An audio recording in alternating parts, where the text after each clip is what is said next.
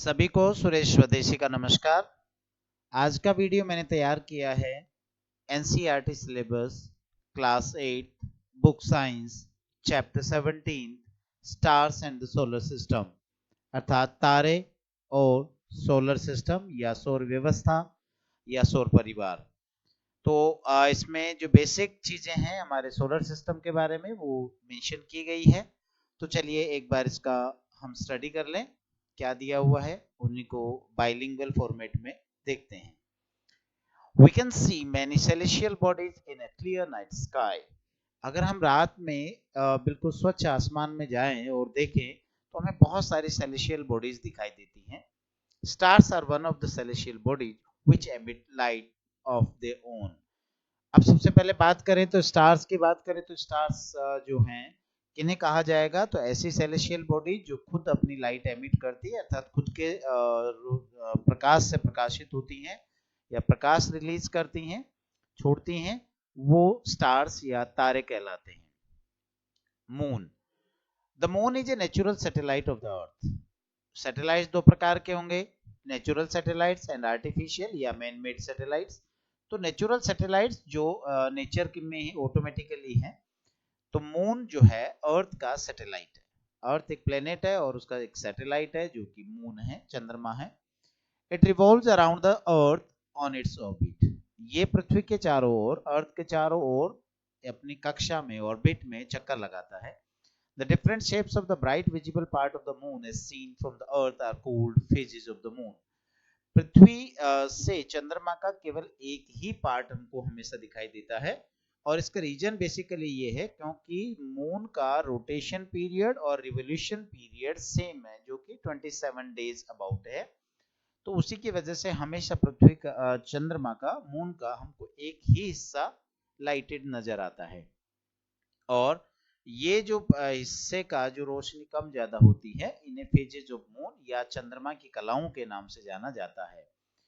When astronauts landed on the moon, they found that moon surface is dusty and barren. जो पहली बार जो astronauts गए, अंतरिक्ष यात्री गए, तो और उन्होंने जब चंद्रमा की सतह पर जब उतरे तो उन्होंने पाया कि वहां की सरफेस जो है वो बंजर है, बैरन है और डस्टी धूल भरी है। There are many craters of different sizes. अर्थ के ऊपर बहुत सारे craters यानी गड्ढे हैं। It also has a large number of steep and high mountains. और यहाँ पर कई सारे बहुत सी संख्या में जो है ढालू और मतलब स्टीप ढाल वाले और हाई माउंटेन्स हैं और इनमें से कुछ तो ऐसे हैं जो हमारे पृथ्वी के हाईएस्ट माउंटेन से भी बड़े हैं। Surface of the moon, moon की सरफेस कैसी है तो उसके बारे में बात कर ही चुके हैं।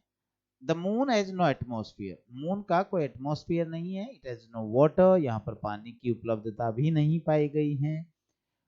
21 जुलाई 1969 को, जो कि इंडियन टाइम पे हम बात कर रहे हैं, अमेरिकन एस्ट्रोनॉट नील आर्मस्ट्रॉन्ग और जो है पहली बार चंद्रमा की सरफेस पे उन्होंने लैंडिंग की, उतरे और उसके बाद उनके जो साथी थे एडविन एल्ड्रिन वो भी उतरे। तो ये हमारे चंद्रमा के बारे में बातें थी। Sun is also one of the stars which emit light and is a great source of heat. चंद्र सूर्य जो है वो एक स्टार है और वो अपनी लाइट एमिट करता है और सोलर फैमिली के लिए जो है source of heat and energy है, लाइट है। It is the closest star, पृथ्वी के सबसे नजदीक का तारा यही है and is the centre of our solar system. और ये पृथ्वी के जो सोलर सिस्टम अर्थात नॉट पृथ्वी, सोलर सिस्टम के सेंटर में पाया जाता है। Constellation, तारामंडल, the group of stars which appear to form some recognizable shape or pattern is known as a constellation. तारामंडल किसे कहेंगे तो ऐसा तारों का समूह जो कोई ना कोई एक आकृति जिसको हम पहचान पाते हैं वो फॉर्म करता है, उसे constellation कहा गया है। These groups of stars or constellations are named after the objects which they seem to resemble, such as an animal or a human being. In constellations का नोमेनक्लेचर अर्थात नामकरण किया गया है और इनका नामकरण उस आकृति जो ये बनाते हैं उसी के आधार पर किया गया है। ये आकृति किसी पशु की हो सकती है, एनिमल की हो सकती है या फिर किसी ह्यूमन बीइंग की हो सकती है। The stars are millions of kilometers far from the earth and from each other. ये स्टार्स इतने नजदीक नहीं है जो हमें दिखाई देते हैं, बल्कि ये एक दूसरे से लाखों करोड़ों किलोमीटर दूर सिचुएटेड हैं। Such large distances are expressed in a unit known as light year. तो इतनी बड़ी दूरियां कैसे मापी जाए, क्योंकि पृथ्वी पर जो मेजरमेंट की जो यूनिट्स हैं वो तो उसको उनमें तो इनको एक्सप्रेस इन डिस्टेंसेस को एक्सप्रेस नहीं किया जा सकता। तो इसको मेजर करने के लिए लाइट ईयर जो एक यूनिट है उसको यूज किया जाता है। और लाइट ईयर क्या है जी? लाइट ईयर वो दूरी है जो प्रकाश द्वारा एक वर्ष में तय की जा सकती है। अर्थात लाइट एक 1 ईयर में जो डिस्टेंस कवर कर सकती है वो लाइट ईयर कहलाता है। अच्छा, लाइट कितनी दूरी तय कर सकती है जी? तो लाइट की जो स्पीड है वो ये है कि वो 3 लाख किलोमीटर अर्थात 3 लाख किलोमीटर पर सेकंड की स्पीड से मूव करती है। और ये जो डिस्टेंस इस स्पीड से चलने से लाइट जो एक साल में दूरी तय करेगी वो एक प्रकाश वर्ष या 1 लाइट ईयर कहलाएगा। अगर हम मैथमेटिकल डिजिट्स में इसको एक्सप्रेस करें तो ये 1 लाइट ईयर की जो डिस्टेंस होगी वो होगी 9.46 multiplied by 1012 kilometres. Stars are many light years away from the earth and thus they look very small from the earth. अगर आप ये बात करें कि पृथ्वी से तारे इतने छोटे छोटे क्यों दिखाई देते हैं, तो जी इसका सीधा आंसर ये है कि ये पृथ्वी से कई लाइट ईयर्स अवे हैं, बहुत सारे मतलब कई सारे प्रकाश वर्ष दूर होने की वजह से हमें बहुत छोटे दिखाई देते हैं। स्टार्स जो हैं वो ट्रेवलिंग करते हैं from east to west. Pole star is the most shining star in the night sky. Pole star जिसे हम ध्रुव तारे के नाम से जानते हैं, ये रात में सबसे चमकीले तारे के रूप में हमें दिखाई देता है। और पोल स्टार जो है वो स्टेशनरी है, मींस स्टेबल है, एक ही जगह फिक्स्ड रहता है। और इसकी जो फिक्सनेस है वो अर्थ के रोटेशन का जो एक्सिस है उसके नजदीक ही होती है। और ये हमेशा जो है नॉर्थ की तरफ रहता है, इसलिए इसे नॉर्थ स्टार के नाम से भी जाना जाता है।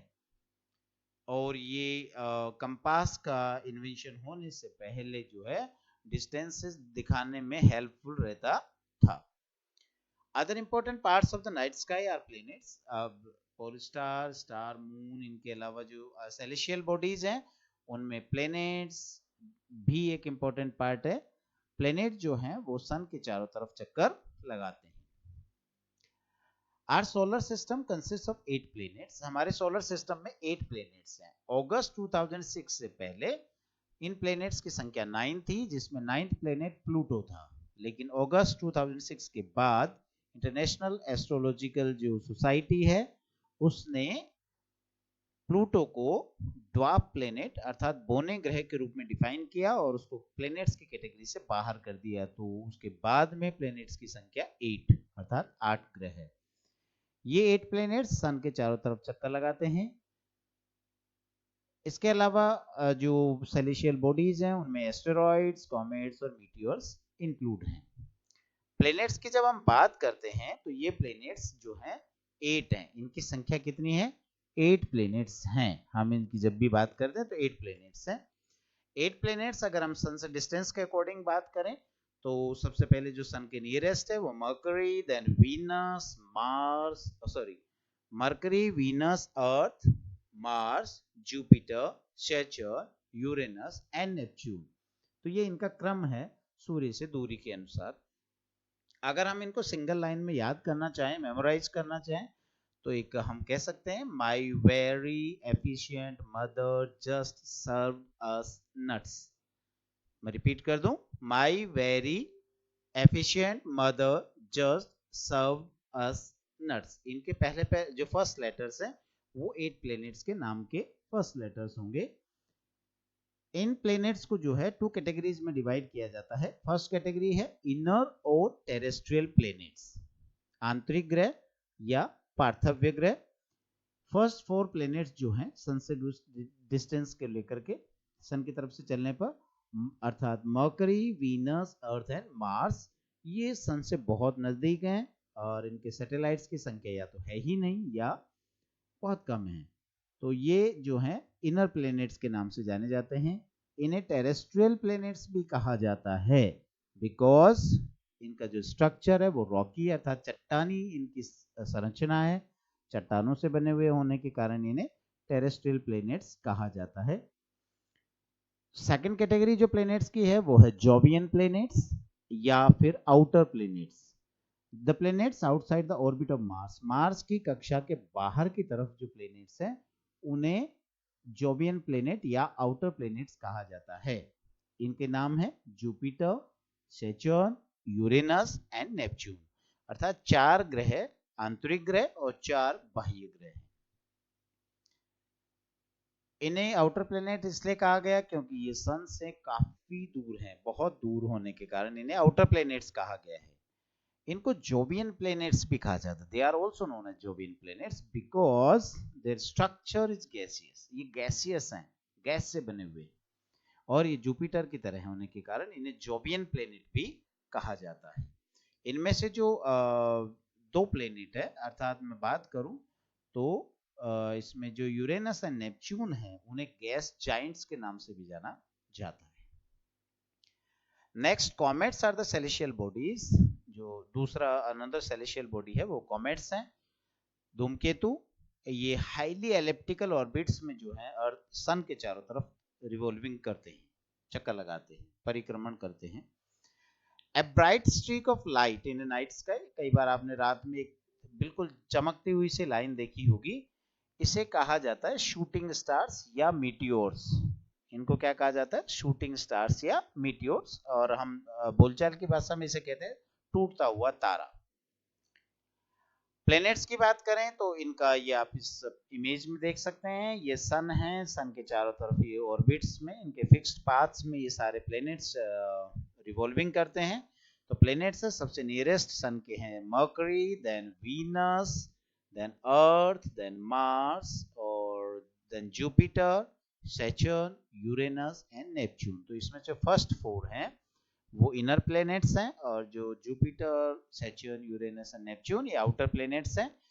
मार्स और जुपिटर के बीच में जो है एस्टेरॉइड्स बेल्ट पाई जाती है, अर्थात यहाँ पर जो एस्टेरॉइड्स हैं वो क्षुद्र ग्रह जो हैं वो चक्कर लगा रहे होते हैं सन के, तो ये एस्टेरॉइड बेल्ट के नाम से जानी जाती है।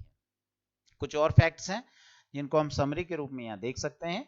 मरकरी को एक रिवोल्यूशन अर्थात सन के चारों ओर चक्कर लगाने का जो टाइम है वो 88 डेज है, और इसका जो रोटेशन है अर्थात अपने ही एक्सिस पे घूमना, परिभ्रमण गति, तो ये 59 डेज में कंप्लीट करता है। वीनस जो है शुक्र ग्रह, ये अपना एक रिवोल्यूशन करने में 255 दिन 255 डेज, जबकि एक रोटेशन में इसको 243 डेज का टाइम लगता है। इन दोनों का ही कोई भी मून नहीं है, कोई भी नेचुरल सैटेलाइट नहीं है।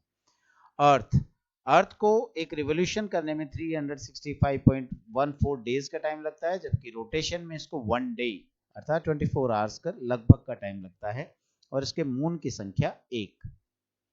मार्स का रिवोल्यूशन पीरियड है 687 डेज, जबकि रोटेशन पीरियड है 1 डे, और इसके जो मून्स हैं वो है 2।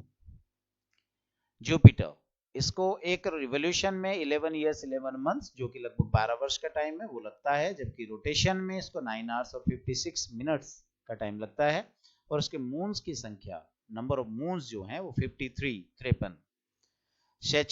सैटर्न जो है वो एक रिवोल्यूशन करने में 29 ईयर्स एंड 5 मंथ्स का टाइम लगाता है, जबकि इसके रोटेशन में इसको 10 आवर्स एंड 40 मिनट्स का टाइम लगता है, और इसके मून्स की संख्या 53। यूरेनस, 1 ऑर्बिट जो है एक रिवोल्यूशन का जो पीरियड है वो 84 ईयर्स, जबकि एक रोटेशन का जो टाइम है वो है 17 आवर्स एंड 14 मिनट्स अर्थात 17 घंटे 14 मिनट, और इसके जो चंद्रमा है उनकी संख्या है 27। नेपच्यून को एक रिवोल्यूशन करने में 164 ईयर्स अर्थात 164 वर्ष का टाइम लगता है, और इसका एक रोटेशन जो है वो 16 घंटे और 7 मिनट में पूरा होता है, और इसके चंद्रमाओं की संख्या है 13। अब इन प्लैनेट्स के बारे में हम 1 बाय 1 थोड़ा सा डिटेल में देख लेते हैं। सबसे पहला जो ग्रह है वो मरकरी है, जिसे हम हिंदी में बुध के नाम से जानते हैं। ये सूर्य के सबसे नजदीक का तारा और सबसे छोटा प्लैनेट, तारा नहीं है सॉरी, ग्रह, और सबसे छोटा भी है। It is the smallest planet and closest planet to the sun. Its distance from the sun, सूर्य से इसकी दूरी 57 मल्टीप्लाइड बाय 106 किलोमीटर्स की है। ये सूर्य के बहुत नजदीक होने के कारण ये सूर्य की चमक में दिखाई नहीं देता है। इसको देखने के लिए हम सुबह सूर्योदय से ठीक पहले जो क्षितिज है, होराइजन है, वहां पर देख सकते हैं, या फिर सनसेट के बाद में भी होराइजन की तरफ देख सकते हैं। और ये लगभग चंद्रमा के आकार का है। इसको चंद्रमा का सूर्य का चक्कर लगाने में 88 दिन का समय लगता है और अपने एक्सिस पे घूमने में 59 दिन का समय लगता है। यहाँ पर लाइफ संभव नहीं है, मरकरी पे बुध ग्रह पे जीवन संभव नहीं है क्योंकि एटमॉस्फेयर नहीं है और यहाँ के टेम्परेचर्स बहुत एक्सट्रीम है। अगर डे टाइम की बात करें तो 340 डिग्री सेल्सियस के लगभग, और अगर नाइट्स की बात करें तो -150 डिग्री सेल्सियस के आसपास होता है, जो कि लाइफ की इस सिचुएशन में लाइफ पॉसिबल नहीं है।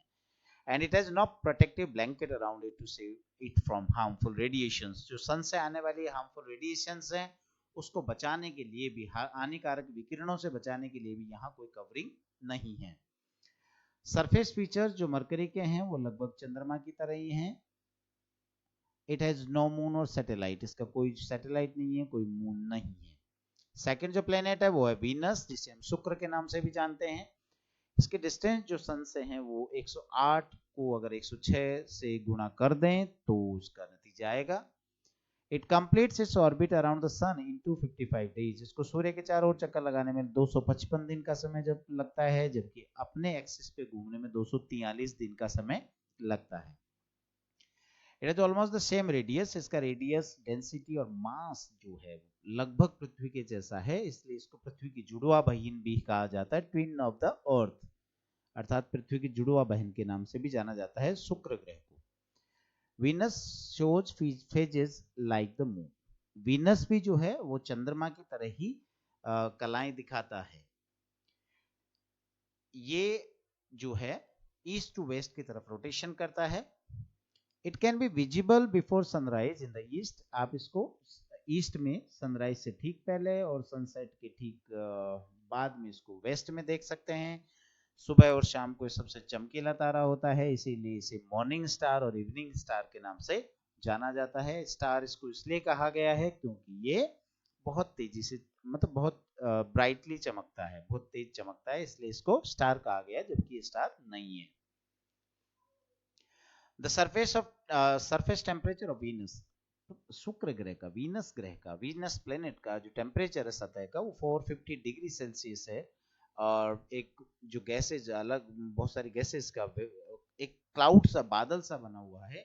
यहाँ पर लाइफ पॉसिबल नहीं है, no life is possible on this planet, क्योंकि बिकॉज ऑफ हाई टेम्परेचर, तापमान बहुत ऊंचा है, एब्सेंस ऑफ वाटर, पानी की उपलब्धता नहीं है, और अपर्याप्त ऑक्सीजन होने की वजह से यहाँ पर लाइफ पॉसिबल नहीं है। इट हैज नो मून और satellite of its on.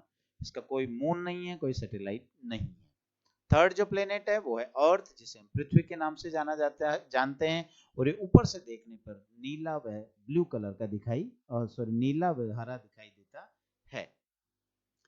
Blue planet पानी की उपलब्धता होने की वजह से ब्लू प्लेनेट भी कहा जाता है।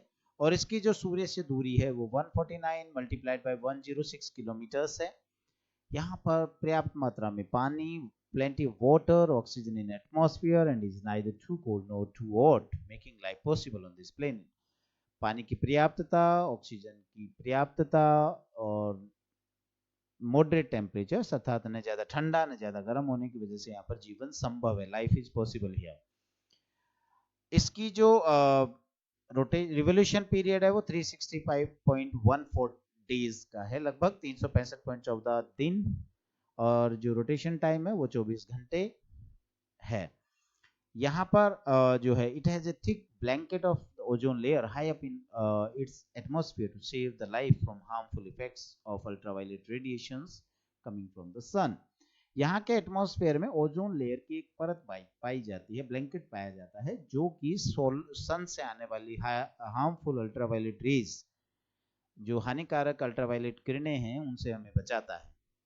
It has one satellite called the moon. इसका एक सैटेलाइट है जिसे क्या कहा जाता है, मून या चंद्रमा।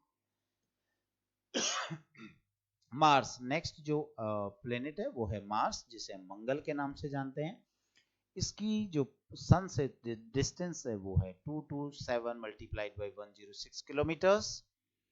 इसको सूर्य के चारों तरफ चक्कर लगाने में 687 दिन का समय लगता है, जबकि अपने एक्सिस पे घूमने में 24 घंटे का टाइम लगता है। It has a reddish appearance, ये लाल रंग का दिखाई देता है। इसके दो नेचुरल सैटेलाइट्स और मून्स हैं, it has two natural satellites or moons जिनके names है Phobos and Deimos. Unlike Mercury, Mercury और Venus से उलट ये आकाश में कहीं पर भी देखा जा सकता है। यहाँ का जो डे टेम्परेचर है, the day temperature varies from 5 degree Celsius to 15 degree Celsius यहाँ का टेम्परेचर है। और अभी तक यहाँ पर लाइफ की कोई संभावना नजर नहीं आई है मार्स के ऊपर। It has no protective blanket to protect it from harmful solar radiations, और यहाँ पर भी सोलर रेडिएशंस जो आती हैं हार्मफुल होती हैं, उनसे बचने का भी कोई ब्लैंकेट या आवरण यहाँ नजर नहीं आया है। अगला जो ग्रह है वो है जुपिटर, जिसे हम बृहस्पति या गुरु के नाम से भी जानते हैं। इसकी जो सूर्य से डिस्टेंस है, सन से डिस्टेंस है, वो है 778 multiplied by 106 kilometres. It takes 12 years, about 12 years, 11 years and 11 months to complete one revolution around the sun. सूर्य के चारों तरफ चक्कर लगाने में इसको लगभग जो 12 वर्ष का समय, जैसे हम कहें तो 11 साल और 11 महीने का समय लगता है। It is the largest planet and is more massive than the combined mass of other planets of the solar system. ये सबसे बड़ा प्लेनेट है, लार्जेस्ट प्लेनेट। और अगर हम ये कहें कि अगर बाकी के जो 7 प्लैनेट्स है उनके कंबाइन कर दें तो उनके मास से भी बड़ा, उनके आयतन से बड़ा इसका मास है। It has 53 satellites or moons. 4 of them are quite large and bright and can be seen with a low power telescope, जिनमें से 4 बहुत ही बड़े हैं जिन्हें हम हल्के सूक्ष्मदर्शी से भी देख सकते हैं। There is a faint ring, एक हल्की सी रिंग है इसके चारों तरफ जो कि स्मॉल पार्टिकल्स से बनी हुई है। नेक्स्ट है सैटर्न या शनि ग्रह। जुपिटर के बाद में सैटर्न सेकंड लार्जेस्ट और बिगेस्ट प्लेनेट है सोलर सिस्टम का। It looks like a large yellow star to the naked eye. अगर हम इसको खुली आंखों से देखें तो ये एक लार्ज बड़ा सा पीला तारे के रूप में नजर आता है, पीले रंग के तारे के रूप में। It possesses well developed set of rings around it. इसके चारों तरफ अच्छे से बनी हुई रिंग्स हैं। ये रिंग्स किससे बनी हुई है? पार्टिकल्स, जिनकी साइज टाइनी स्पेक्स से लेकर के बड़ी बड़ी चट्टानों जैसा हो सकता है, और इन चट्टानों का आयतन लगभग कई किलोमीटर में हो सकता है। तो इतने बड़े बड़े जो है टाइनी पार्टिकल्स हैं सॉरी। इसकी जो डिस्टेंस है सन से वो है 1427 मल्टीप्लाइड बाय 106 किलोमीटर्स रिजल्ट्स आ जाएंगे। और इसको एक रिवोल्यूशन करने में, सन के चारों तरफ चक्कर लगाने में 29 साल लग और 6 महीने यानी 29.5 साल का लगभग का टाइम लगता है। और कहा जाता है कि इसके सैटेलाइट्स की संख्या 53 है। नेक्स्ट जो प्लेनेट है वो है Uranus. This is the 7th planet from the sun. Sun से बात करें तो 7th प्लेनेट है, और इसके डिस्टेंस जो सन से है वो है 2870 मल्टीप्लाइड बाय 106 किलोमीटर्स। इसको सूर्य के चारों ओर चक्कर लगाने में 84 दिन का समय लगता है, और अपने एक्सिस पे घूमने में 17 घंटे और 14 मिनट का समय लगता है। इसके सैटेलाइट्स की संख्या लगभग 27। It rotates about its axis from east to west. ये वीनस की तरह ईस्ट टू वेस्ट रोटेट करता है, जबकि बाकी सारे planets west to east rotate करते हैं। Its atmosphere contains hydrogen and methane. इसके एटमॉस्फेयर में हाइड्रोजन और मीथेन पाई जाती है।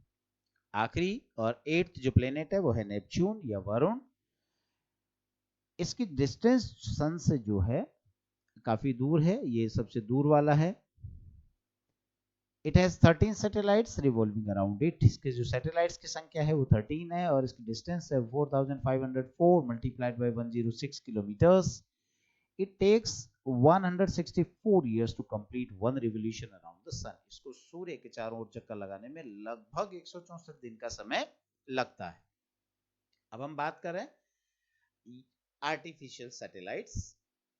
नेचुरल सैटेलाइट्स की हम बात कर चुके हैं, उसके अलावा आर्टिफिशियल सैटेलाइट्स भी है जो कि मैन मेड सैटेलाइट्स भी कहलाते हैं, अर्थात ये पृथ्वी पर मनुष्य के द्वारा छोड़े गए हैं पृथ्वी की कक्षा में, ऑर्बिट ऑफ द अर्थ। ये अर्थ के चारों ओर चक्कर लगाते हैं, जो कि चंद्रमा से काफी मतलब पृथ्वी के काफी नजदीक है। Artificial satellites are used for weather forecasting, long distance communication and remote sensing. दूर दराज के क्षेत्रों में संचार सुविधाएं लाने के लिए या मौसम की भविष्यवाणियां करने के लिए इन कृत्रिम उपग्रहों का प्रयोग किया जाता है। India has built and launch several artificial satellites. Bharat ने भी कई सारे कृत्रिम उपग्रहों को लॉन्च किया है, बनाया है। आर्यभट्ट इनमें से सबसे पहला था। जो पहला आर्टिफिशियल सैटेलाइट है इंडिया का वो Aryabhata. Some other Indian satellites are INSAT, IRS, Kalpana 1, EduSat, etc. ये भारत के अन्य उपग्रह हैं। एस्ट्रोनॉमी, कुछ टर्म्स हैं जिनको हम जान लेते हैं। Astronomy, the study of celestial objects and associated phenomena is called astronomy. अर्थात खगोल विज्ञान किसे कहेंगे? जो सेलेस्टियल ऑब्जेक्ट्स और उनसे संबंधित वातावरण का जो अध्ययन है वो खगोल शास्त्र या खगोल विज्ञान, एस्ट्रोनॉमी। सेलेस्टियल बॉडीज की हम बात कर चुके हैं, ऑब्जेक्ट्स जैसे कि stars, planets, moon and asteroids, meteors, ये सारे जो कॉमेट्स हैं इन्हें सेलेस्टियल बॉडीज कहा जाता है। लाइट ईयर, लाइट ईयर की हम बात कर चुके हैं। Distance travelled by light in 1 year, एक साल में प्रकाश के द्वारा तय की गई दूरी लाइट ईयर कहलाती है। सन जो है लगभग पृथ्वी से 15 करोड़ किलोमीटर दूर है। ये सबसे द नेक्स्ट नियरेस्ट स्टार, सन के बाद जो नेक्स्ट नियरेस्ट स्टार है वो प्रोक्सिमा सेंटोरी, और ये लगभग आप दूरी देख सकते हैं, इतनी वाली दूरी पर है। From earth, can you read the distance in kilometres conveniently? बड़ा आसान नहीं है इसको पढ़ पाना। तो ये जो दूरी है इनको हम बहुत दूर होते हैं और इन डिस्टेंसेस को मेजर करने के लिए लाइट ईयर का प्रयोग किया जाता है। लाइट ईयर हम बात कर ही चुके हैं।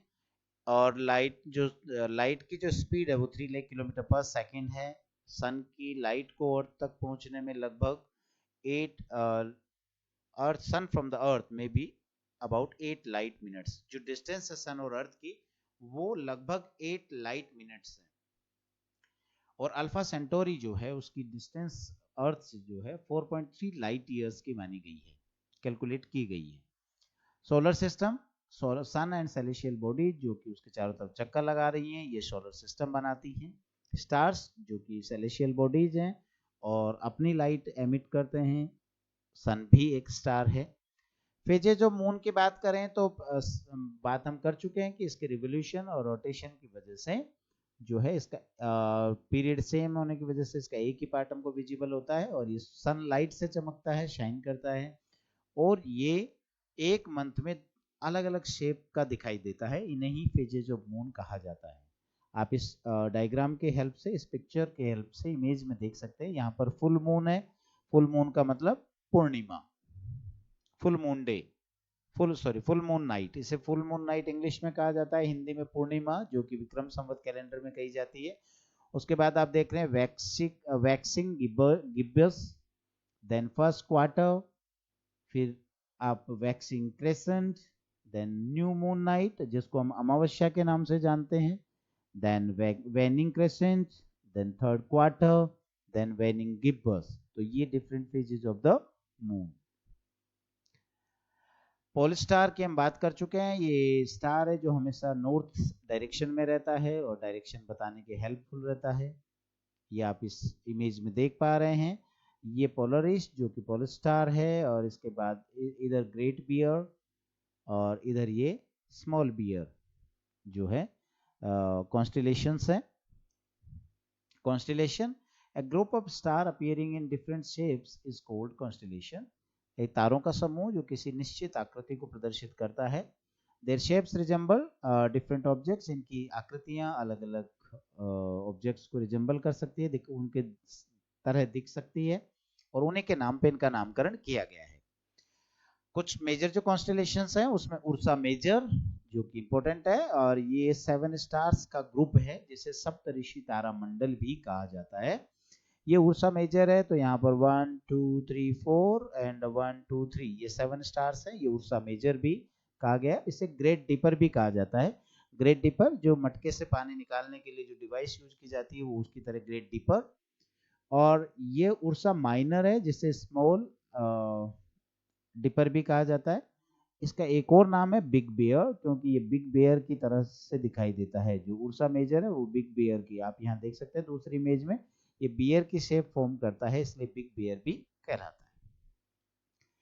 एक और कॉन्स्टेलेशन है ओरियन। ओरियन जो है इसमें 7 और 8 स्टार्स हैं, और ये हंटर की तरह नजर आने की वजह से इसे हंटर भी कहा जाता है।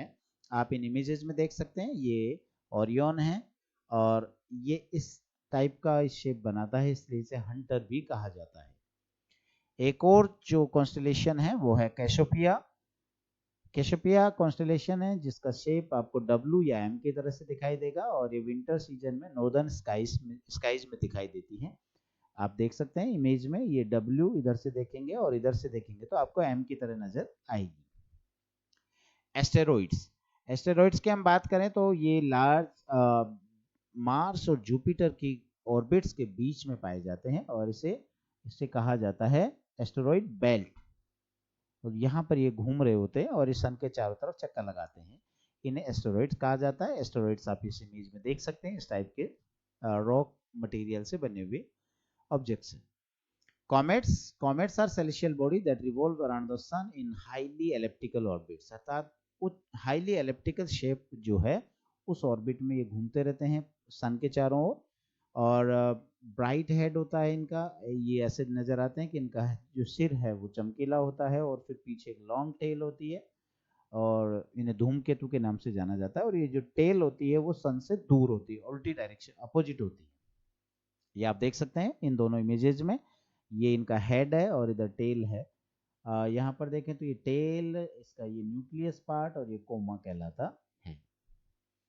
Meteors, A meteor is usually A small heavenly object, ये छोटे छोटे हेवनली ऑब्जेक्ट सेलेस्टियल ऑब्जेक्ट्स हैं जो कि सन के चारों तरफ चक्का लगा रहे होते हैं। और जब ये when a meteor occasionally enters the earth's atmosphere, it gets heated up because of friction and glows, but evaporates in a very short period of time.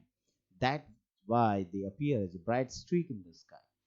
ये वो है सेलेस्टियल ऑब्जेक्ट्स हैं जो साइज में छोटे हैं, लेकिन कई बार ये अर्थ के एटमॉस्फेयर में एंटर कर जाते हैं, और वहाँ फ्रिक्शन, घर्षण होने की वजह से ये जल उठते हैं और बहुत जल्दी इवापोरेट हो जाते हैं। तो इन्हें जो है एक लाइट, जलती हुई लाइट की लाइन के रूप में हमें दिखाई देते हैं। ये मीटियोर्स हैं। मीटियोराइट्स, कई बार मीटियोर जो हैं वो इवापोरेट होने से पहले अर्थ तक पहुंच जाते हैं और अर्थ के ऊपर गिर जाते हैं, इन्हें मीटियोराइट्स कहा जाता है। ऑर्बिट, प्लैनेट्स और ये जो सेलेस्टियल बॉडी, जो प्लैनेट्स हैं सन के चारों तरफ जो एक फिक्स्ड पाथ में, एक निश्चित रास्ते से जो चक्कर लगाते हैं, उसे ही ऑर्बिट कहा जाता है। प्लैनेट्स आप देख ही चुके हैं, ये सेलेस्टियल बॉडीज है जो सन के चारों तरफ चक्कर लगा रहे हैं, इनकी संख्या 8 है। नेचुरल सैटेलाइट्स की आप बात कर ही चुके हैं, सेलेस्टियल बॉडी जो कि प्लैनेट्स के चारों तरफ चक्कर लगा रहे हैं, वो नेचुरल या प्राकृतिक उपग्रह। मीटियोर शॉवर्स, एक और टर्म जो है आपके चैप्टर में मेंशन की गई है, वो है कि जब अर्थ जो है किसी कॉमेट की टेल से होकर गुजरती है तो मीटियोर्स की बौछार होती है, इसे मीटियोर शॉवर के नाम से जाना जाता है। Some meteor showers occur at regular intervals each year, प्रतिवर्ष होती हैं कई सारी, और इनको जो अपीयरेंस आपको साइंटिफिक मैगजीन और इंटरनेट पे आप इनको चेक कर सकते हैं। मंगलयान, मंगलयान जो है भारत के जो स्पेस संस्थान है ISRO, Indian space research organisation, उसके द्वारा लॉन्च किया गया था मंगलयान 5 नवंबर 2013 को, और सक्सेसफुली ऑर्बिट में, मार्स के ऑर्बिट में इसको प्लेस कर दिया गया था ऑन सितंबर 24, 2014 को। इसी के साथ इंडिया जो है फर्स्ट कंट्री बन गया वर्ल्ड में ऐसा करने वाला प्रथम प्रयास में।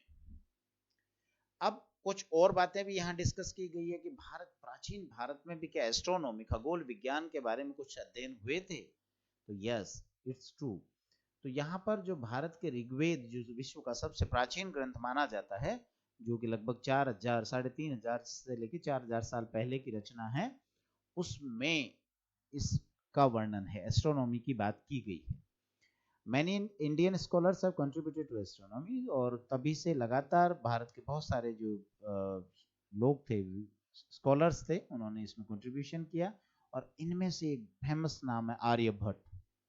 आर्यभट्ट ने जो एस्ट्रोनॉमी जो है उसके बारे में अपनी बुक आर्यभट्टीय में ही लिख दिया था, लगभग 4900 CE कॉमन एरा में, और उस समय उनकी एज 23 इयर्स थी। आर्यभट्ट ने बहुत सारी खगोल शास्त्र से संबंधित बातें हमको जो बताई, और जो आज अर्थ जो है के डायमीटर के बारे में उन्होंने लगभग जो आज मानी जाती वैसी ही जानकारी उन्होंने वैल्यू निकाली थी। और उस समय जो ये माना जाता था कि पृथ्वी अचल है अर्थात इमूवेबल है और सूर्य उसके चारों तरफ चक्कर लगा रहा है, ये धारणा थी, ये मान्यता थी। लेकिन आर्यभट्ट ने इसके उलट ये बताया कि पृथ्वी सूर्य के चारों ओर चक्कर लगा रही है और अपने एक्सिस पे भी घूमती है। उन जो आर्यभट्ट के जो अनुमान थे पृथ्वी के एक्सिस पे घूमने के, जो कि 23 घंटे 56 मिनट और 4.1 सेकंड का, वो अभी जो वर्तमान जो वैल्यू है उसके लगभग एक जैसी ही है। इसके अलावा ही उसने लगभग जो है मून और प्लैनेट्स की जो चमकने की बात थी कि ये सूर्य की रोशनी से चमकते हैं, ये बात भी उन्होंने करेक्टली बता दी थी।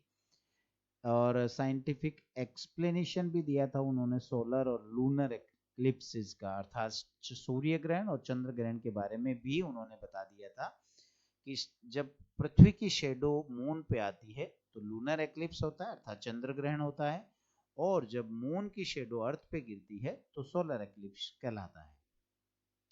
आर्यभट्ट जो है उन्होंने अर्थ और मून के बीच की दूरी को भी मेजर किया था, जो कि वर्तमान जो वैल्यू है उसके लगभग इक्वल ही थी। और ये एक भारत के लिए बहुत ही गौरव की बात है कि इतना सटीक जो कैलकुलेशंस हैं, गणनाएं जो उन्होंने कर दी थी। तो साथियों, ये chapter 17 of science book class 8 आपके लिए, और आई होप कि आपको समझ में आया होगा। बहुत सारी काम की बातें इसमें थी जो मैंने आप तक पहुंचाने की कोशिश की है, सरल भाषा हिंदी भाषा में और इंग्लिश भाषा दोनों का प्रयोग करते हुए। उम्मीद करता हूँ वीडियो आपको बहुत पसंद आने वाला है। अगर पसंद आए तो लाइक करें, सब्सक्राइब करें। सुझाव आपके हों तो कमेंट बॉक्स में जरूर लिखें। Thank you very much.